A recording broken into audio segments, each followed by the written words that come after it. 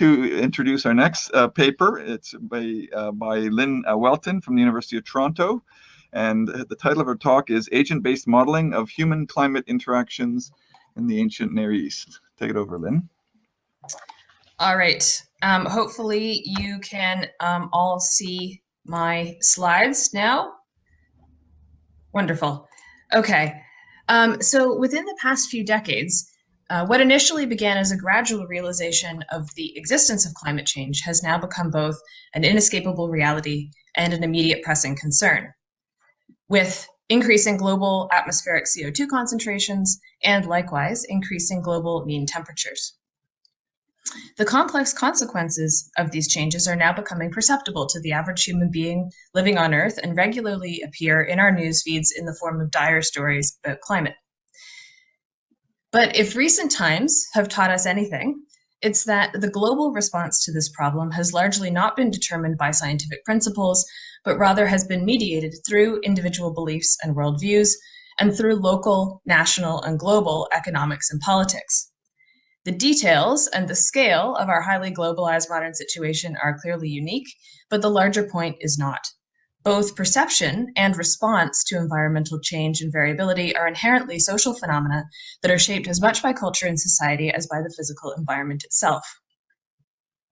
So better understanding past climate and the scope of its temporal and geographical variability, in the sense of the preceding presentation by Deepak, is therefore only one piece of a complex puzzle. We also need to understand what these climate data might have meant in terms of their past social context and their potential impact on past societies. Although our understanding of ancient perceptions of climate variability remains tentative, one of the clearest ways in which climate variability would likely have been perceptible to ancient people would have been through its impact on their day-to-day subsistence. And while there are various modes of subsistence that have been exploited in the Near East over the long term, I'm going to focus today on agricultural production.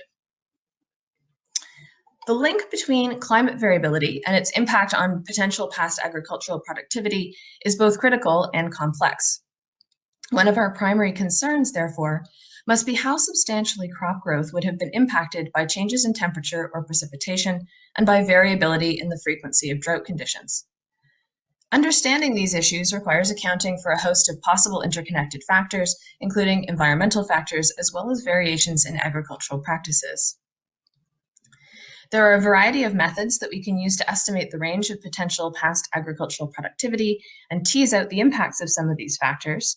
Although this is the focus of ongoing research by myself and several other individuals, some of whom are in the virtual room today, I'm not going to focus on these issues right now, but each of these items on this list has its own benefits, drawbacks, and methodological issues that need to be accounted for.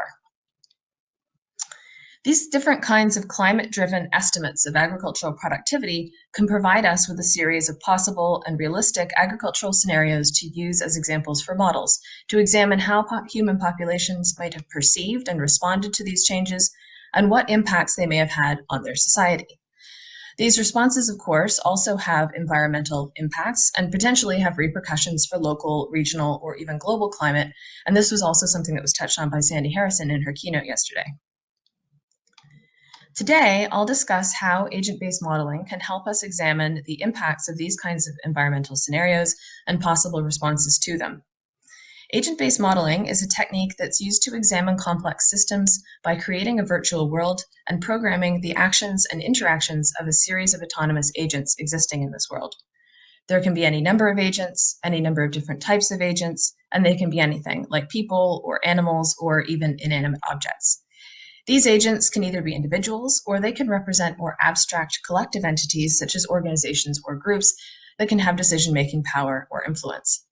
So we create a program that says how each of these agents perform their different actions, and they perform them in a sequence at every different time step of the simulation, which is then run for hundreds of steps.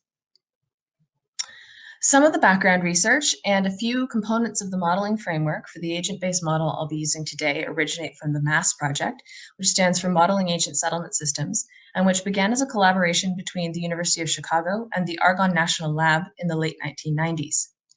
As with the modeling framework that was developed for MASS, which was called Enkimdu, the model here focuses on agricultural decision-making and sustainability.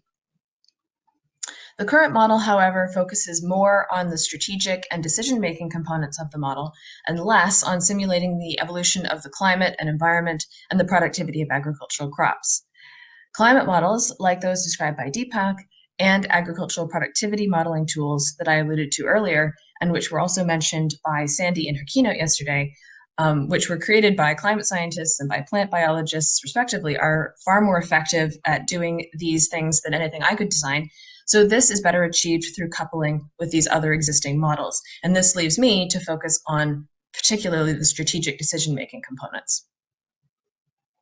This model was created using the agent-based modeling platform known as Repass Symphony. And essentially what I'll do today is to walk you through the basics of how this model works, and then put it through its paces, perform some sensitivity testing, and examine the outcomes of various plausible scenarios. I'll start with a few brief comments about the basics of the functioning of the model. So first, we create a population of people with a realistic demographic structure in terms of age and sex, using what we know about the demographics of pre-industrial populations. At each time step, these people go about being born, marrying, giving birth, and dying in as realistic a fashion as we can approximate, using population structure data and fertility and mortality data from model life tables. In this way, we manage to maintain a relatively realistic population structure over time. We divide these people up into households, using household types we believe to be common from ancient textual sources. This was the subject of intensive research as part of MASS, and the household types that are used here replicate those used in that project, based particularly on case studies from Kassite Nippur and Neo-Assyrian Haran. Although we create all of the individual people to keep track of demographic processes, the primary decision-making social agent for agricultural processes is the household. At each time step, each household makes the decisions and performs the series of actions that are necessary to grow crops in their fields, focusing on the main decisions that need to be made that might impact on ultimate agricultural outputs, such as the crops to be grown, over what area, etc. We try to ensure that the functioning of the model is realistic according to what we know from textual material and from archaeological data, and that it incorporates potential regional and temporal variations in agricultural practices. For each agricultural step, the household's ability to complete the tasks required is constrained by the availability of labor in their household. In various permutations of the model, as you'll see momentarily, households can either cultivate a fixed area, or they can decide what size of area they will cultivate each year up to a maximum amount based on their household's consumption needs for the upcoming year. The model currently has a schematic conceptual representation of the geographical locations of fields that are being cultivated and how cultivated area expands over time. The representation of a more nuanced landscape is something that I've been developing separately, and which is sort of partially completed and will be incorporated into the model once that is complete. Here you see this schematic representation running for a few time steps, and this is what it ends up looking like after running for about 750 years. In all of the examples that follow, I've run the model for a total of 250 years to standardize the results that are being presented. The grain that's grown in the fields is threshed and put into each household's granary, where at each point in the sequence they calculate how much food they need to consume for all members of the household to survive, according to what we know about the daily caloric requirements for different age groups. If they don't have enough food to support the household, a household member dies until they have enough food to support the members that are left. Right now, the member that dies is chosen by first selecting individuals who are more likely to be susceptible to starvation, including infants and the elderly. And if no one from those age groups is present in the household, then the individual is chosen at random. Before we start experimenting with the model, I'll just draw your attention to a couple of important parameters that have an impact on the results. The estimate of 250 kilograms of cereal per year as the average annual requirement for adults is a relatively standard, if a somewhat conservative one, and I've used this estimate consistently in all of the model runs in this talk. Annual requirements for younger individuals are adjusted as a percentage of this average annual adult requirement. Also of significance is how long grain can survive in the household's granary, and this is 2 years consistently across all simulations here. There's some stochastic variation due to the nature of the model, and each set of parameters that can be used produces a range of possible responses. So running the model multiple times with the same parameters allows us to average out the variation between different model runs and calculate confidence intervals for our results. If we keep all other parameters steady and specifically examine the response of the model to differences in long-term average crop yield, we can identify a kind of tipping point between gradual population increase and population decline, which is necessary to maintain the population. And under the current scenario that we're using here, this lies at around 600 kilograms per hectare. So how does that value of 600 kilograms per hectare compare with actual agricultural yields that we might observe either in the present or in the past? We can compare, for example, to the FAO's historical data set of average annual yields at the national level for Syria between 1961 and 2019, where red is barley and blue is wheat, and the dashed horizontal line here represents 600 kilograms per hectare. And we can see that even in very recent modern times in Syria, average annual yields for barley were quite frequently below this level, and wheat also occasionally was below this level in particularly bad years.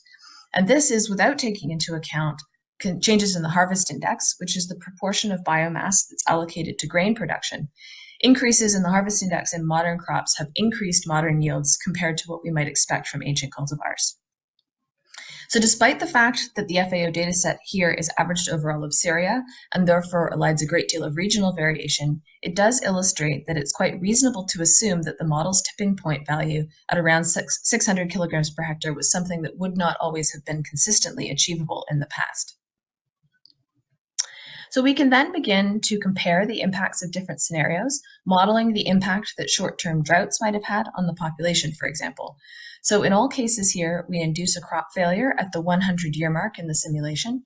In the first instance, we have a series of years of good agricultural yields of 600 kilograms per hectare, followed by a 1-year crop failure at year 100. And we can see that this has a relatively limited effect on the population. So a few more people die as a result of the crop failure than normal, but most households are able to weather a 1-year crop failure with stored grain.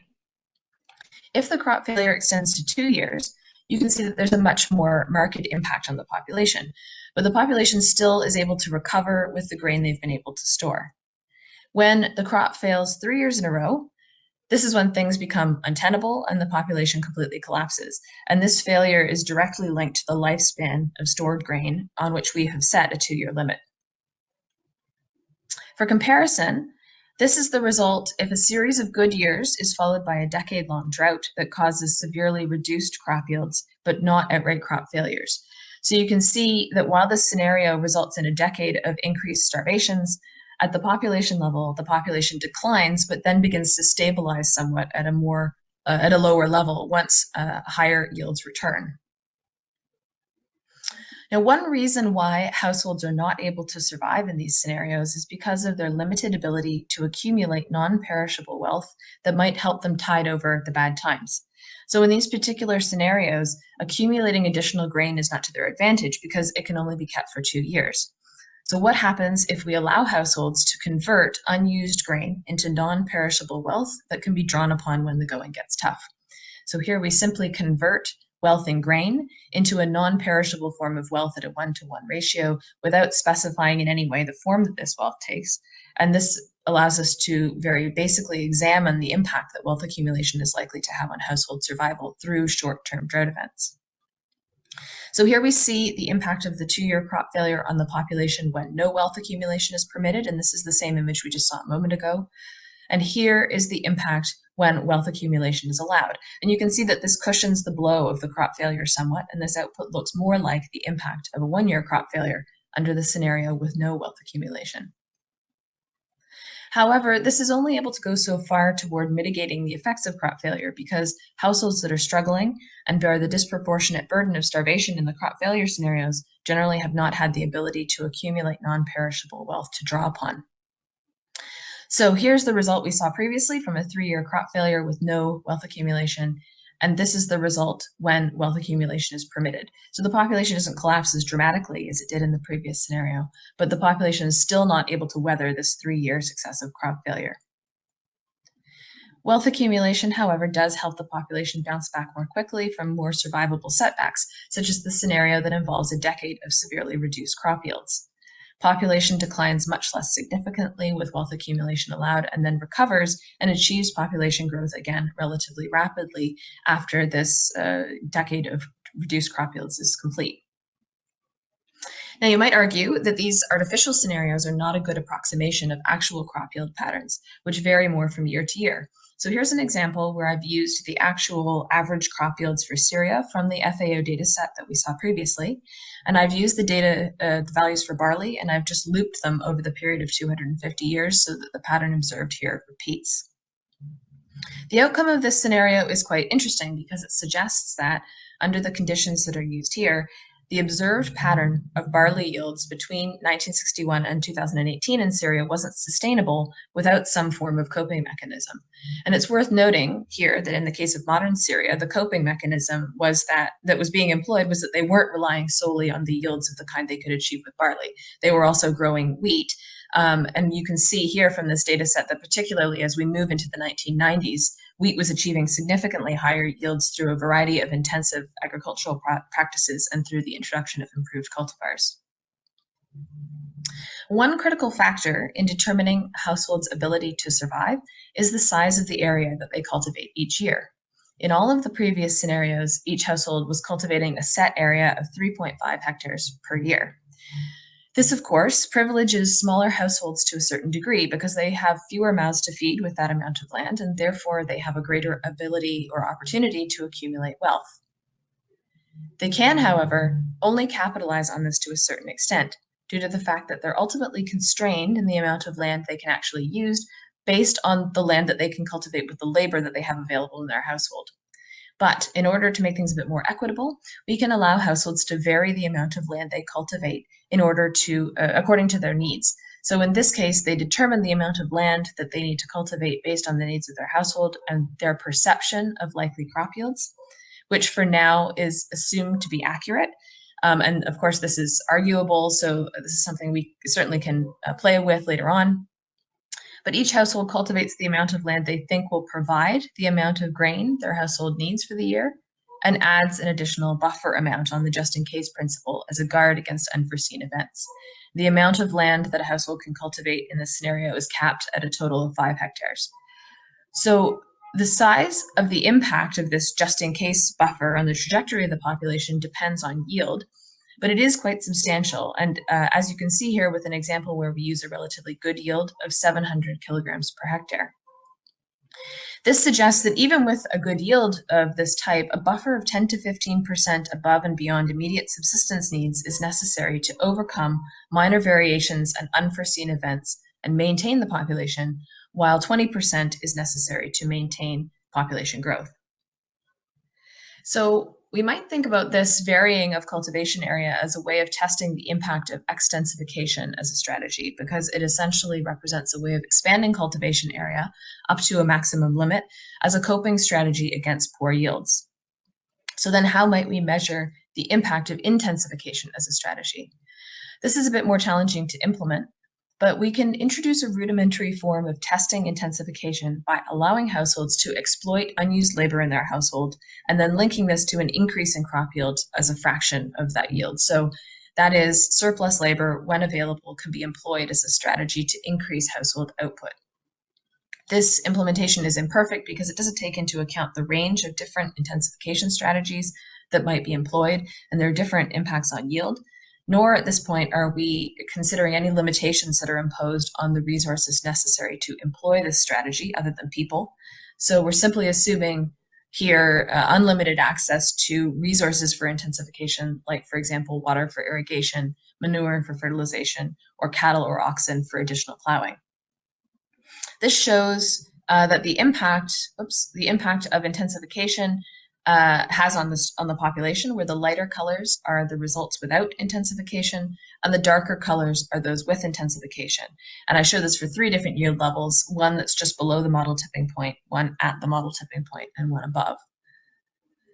Ultimately, we can compare the impact that these different strategies have on the outcomes of the model, testing different cumulative combinations of wealth accumulation, intensification, and extensification strategies.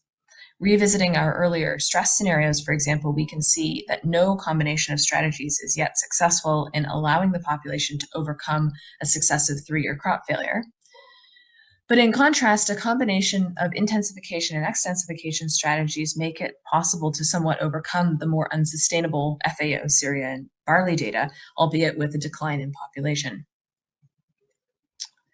I focused in this talk on looking at the impacts of each of these different scenarios on population size, but we can also track its impact on any number of other factors. So for example, mean cultivated area per household, per capita land use, or the total cultivated area within the community over time. And I'll finally just conclude with a few notes on some areas of ongoing development in the model, which are at varying stages of completion, but which I didn't have time to address today. Some of these I've already mentioned during the course of the presentation, and that includes the improvement of the implementation of intensification strategies, which is something I'm currently working on, and the ongoing research into modeling variation in past yields, which plays a key role in the outcomes of these models. Other important agricultural strategies like fallowing practices and secondary planting are also obvious candidates for investigation, as is experimenting with the impact of inaccurate perceptions of likely crop yields, and also allowing agents to make more dynamic decisions based on the changing situation within the model. So as we continue to develop this model, it has the potential to act as a kind of laboratory that allows us to test the outcomes and impacts of various climate scenarios and agricultural strategies, as well as the interplay of various competing factors in determining the outcomes of these scenarios, both in terms of their impact on population dynamics and on patterns of land use, which ultimately provides us with greater insight into the complicated interaction between climate variability and larger patterns of land use that result from the bottom-up decision-making and agricultural strategies being employed by individual households or communities. And finally, I'd just like to thank several people who have been instrumental in helping develop some of the ideas and some of the modeling choices here. Thank you very much, Lynn. You've done a great job of helping those of us challenged with multitasking skills get back on track, which I also very much appreciate. So a very stimulating talk, and there are some questions. So let's move straight to the questions. The first one, is it possible that barley was used as a fodder crop in modern Syria and possibly grown in less favorable conditions as a result? Yes, I think that's probably the case.